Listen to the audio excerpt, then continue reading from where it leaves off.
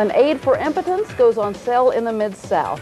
A medical breakthrough for the millions of men who suffer from impotence. And today the FDA approved Viagra, the first pill treatment for impotence. Cindy Tremblay has details.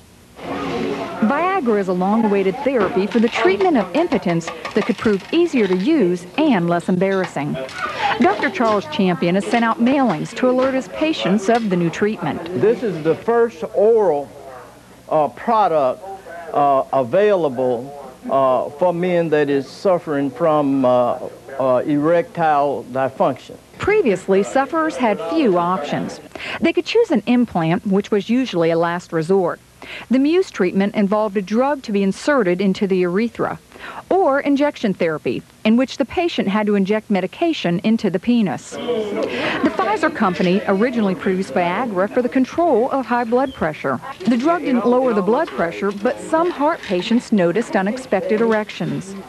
A new study for treatment of erectile dysfunction showed 80% of the men tested were treated successfully. To use it, patients simply take the pill about an hour before intercourse. Although Viagra is a non-surgical treatment for impotence, the cost of the drug could be a concern for some patients. That is going to be a problem because the pill will range anywhere from, I would say, in a private drugstore like this, somewhere in the neighborhood of between $12 and $15 per tablet. With photojournalist Marty Duell, Cindy Tremblay, Fox 13 News.